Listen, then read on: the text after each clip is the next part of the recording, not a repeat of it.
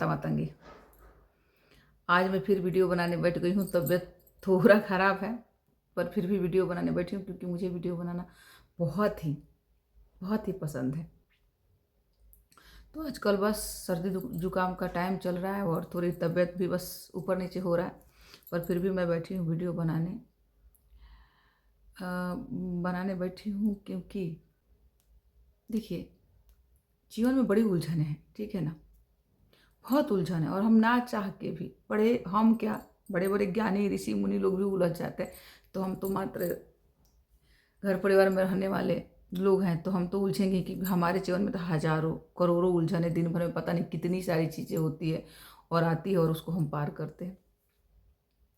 तो बस इसी लेके आज मुझे कुछ ऐसा मतलब हुआ कि वीडियो बनाना चाहिए। और किस पे बना रही हूँ वो भी मैं आप लोगों को बता रही हूँ। पता है, अध्यात्म और हमारे अंदर स्पिरिचुअल होते हो ना, तो आप नियम फॉलो करते हो, आप डिसिप्लिन में चलते हो, जिसकी वजह से आपके अंदर मोटापा नहीं आता है, बल्कि एकदम हर चीज़ हर चीज़ जो उलझा हुआ है, जो खराब है, वो धीरे धीरे धीरे धीरे सुधरने लगता है, अच्छा होने लगता है। तो सबसे पहले तो हम बात करते हैं उलझन। ये उलझन क्या है? देखिए, उलझन कहीं बाहर से नहीं आता है, ना ही कोई हमको उलझाता है उलझन में। हम खुद ही उलझते जाते हैं। ज़्यादा ओवर थिंकिंग, ज़्यादा सोचने से, ज़्यादा समझने से, ज़्यादा समझदार बनने से, ज़्यादा बुद्धिमान बनने से, ज़्यादा दिमाग लगाने से, कुछ भी कहते हैं ना कि किसी भी चीज़ की अधिकता ज़्यादा नहीं होती है। उसी तरह से हम सब कुछ ज़्यादा ज़्यादा ज़्यादा ज़्यादा करके अपनी ज़िंदगी को ऐसे उलझा देते हैं ना कि ऊपर उठने का मार्ग ही बंद कर देते हैं कि कहाँ से निकलना है, कैसे, क्या, कुछ नहीं छोड़ते हैं, सब ब्लॉक कर देते हैं।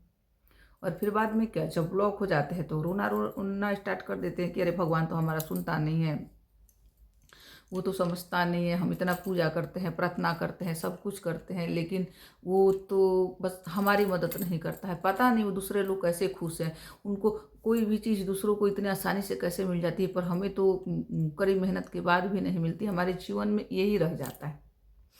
और इसके साथ वो मोटापा का भी मोटापा का भी ये इसलिए रह जाता है कि देखिए, हम खाने से बाज नहीं आते हैं, ठीक है ना।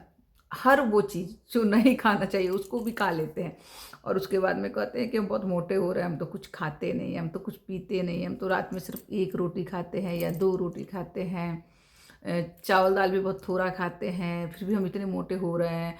मानो कि हम पानी पी रहे हैं तभी उस पानी से भी मोटापा बढ़ता है, ऐसे लगता है कि जैसे घी पी रहे हैं। मतलब ये हर इंसान का यही कहना है कि वो कुछ नहीं खाता फिर भी मोटा हो रहा है। समझ रहे हैं आप लोग? कुछ नहीं खाता है फिर भी मोटा हो रहा है। बिना कुछ खाए ऐसे ही आप मोटे हो जाओगे। बिना दिमाग चलाए ऐसे ही आप ये रोजमार की जो उलझने जीवन में आती है उसमें उलझ जाओगे। कुछ भी बिना करे नहीं होता है, कुछ भी बिना करे नहीं होता है, सब किया जाता है, उसके बाद में वो चीज़ें जो होती है ना होती है, ठीक है। तो अ, ये जो उलझने होती है हमारे जीवन में जो आती है उसको हम खुद करते हैं, कोई बाहरी लोग नहीं करता है। हम ज़्यादा समझदार बन के, लोग कुछ कहे या ना कहे, अपने दिमाग से ही दूसरों को समझने लगते हैं कि उसके मन में तो ये चल रहा है, ऐसे चल रहा है, वो हमारे बारे में ये सोच रहा है। वो अरे भैया, इतना सोचने की ज़रूरत नहीं है आपको, मत सोचो। वो अगर उसके दिमाग में कुछ चल भी रहा है ना तो उसकी प्रॉब्लम है ना, आप क्यों घुस रहे हो उसमें? आप बिल्कुल मत घुसो। आप जैसे हो बहुत अच्छे हो। अगर आपको कुछ करना है तो अपने अंदर झांको, अपने अंदर की कमी कमजोरियों को हटाओ। रोज अगर एक एक करके भी आपने एक एक करके भी अपने अंदर की कमजोरियों को बाहर निकाला और खुद को बैलेंस करा, तो एक टाइम आएगा कि आप धीरे धीरे बिल्कुल ही कंप्लीट हो जाएंगे। उसी तरह से मोटापा उसी तरह से मोटापा कि हम कहते हैं कि हम कुछ नहीं खाते पर हम बहुत सारी चीज़ें खाते हैं। अब देखो क्या क्या खाते हैं, ठीक है। हम रात में सिर्फ 1 या 2 रोटी खाते हैं, नाश्ते में भी कुछ हल्का फुल्का ही खाते हैं, पर उसके बाद में जो खाते हैं उसकी देखो।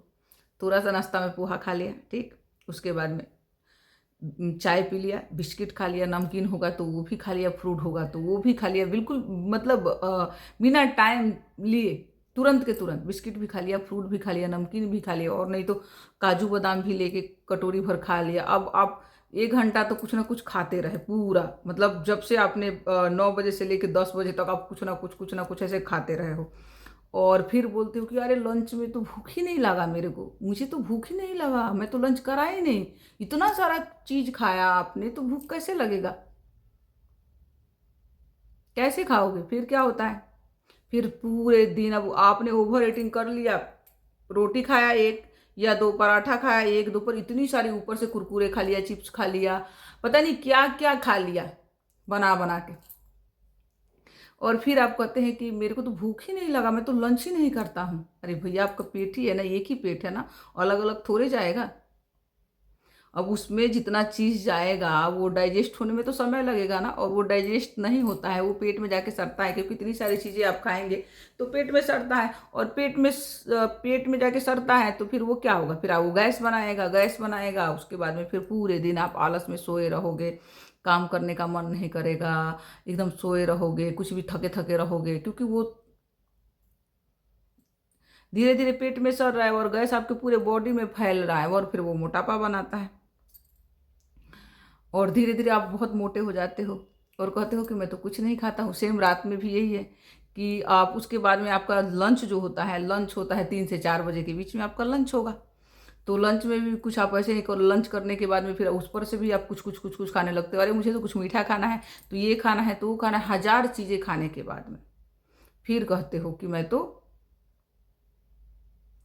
कुछ नहीं खाता। रात में भी यही चीज़ है, उसके बाद में फिर आप कहते हो कि कुछ नहीं खाता। इतना सारा चीज़ खाने के बाद में बोलते हो कि कुछ मैं तो बहुत कम खाता हूँ, मोटापा अपने आप ही हो रहा है। तो मैं कहूँगी आप लोगों को कि आप लोग बहुत सारी चीज़ खाते हो, आप ध्यान नहीं देते हो। पहले के ज़माने में देखिए होता क्या था। पहले के ज़माने में ज्वाइंट फैमिली होती थी, तो उसमें अगर कोई चीज़ बाहर से आता था, तो मान लो आधा किलो आया, 1 किलो आया, तो सब में बँट जाता था, तो एक एक दो दो पीस पड़ता था। अभी क्या है, आप शाम को मार्केट से जलेबी लेके आते हो, समोसा लेके आते हो, जितना आया 250 ग्राम आया, 1 किलो आया, पूरा आप बैठ के खाते हो। बँटने वाला तो कोई है नहीं, तो पूरा खाते हो, तो मोटापा कहाँ जाएगा? मोटापा तो होगा ना। और और मोटापा तो होगा ही होगा। बनना ही बनना है, और फिर काम करने का मन नहीं करता है। मैं बहुत सारी चीज़ें होती है मोटापा से, तो मैं बस आपको यही बोलूँगी कि आपको हरे राम हरे कृष्णा करने की ज़रूरत है। थोड़ा सा खाना कम करो, खाना खाओ, जब डाइजेस्ट हो जाए उसके बाद में खाओ, पच जाए तब खाओ, थोड़ा थोड़ा टाइम के बाद में खाओ, एक साथ में इतना सारा चीज़ मत खाओ। और हर टाइम हरे राम हरे कृष्णा 5 से 10 मिनट तक जरूर करो, सुबह और शाम। सुबह 5 मिनट और शाम 5 मिनट। हरे कृष्णा हरे हरे कृष्णा, हरे कृष्णा कृष्णा कृष्णा हरे हरे, हरे राम राम राम हरे हरे। इस तरह से होता क्या है ना, कि हमारे यहाँ पे मूलाधार चक्र पे जोर पड़ता है। और फिर हरे राम हरे कृष्णा जब हम करते हैं ना, और ताली हरे राम हरे राम राम राम हरे हरे, हरे कृष्णा कृष्णा कृष्णा हरे, तो पूरा बॉडी पे प्रेशर बनता है और धीरे धीरे हमारे मोटापे को कम करता है। तो बस मैं आपको यही बोलूँगी कि जो हरे राम हरे कृष्णा का मंत्र है ना, आप देख लो 21 दिन, 11 दिन या फिर महीना दिन करके देखो, कैसे आप पतले हो जाएंगे। आप यकीन मानिए, इतना जल्दी, मतलब ये रामबाण है, रामबाण।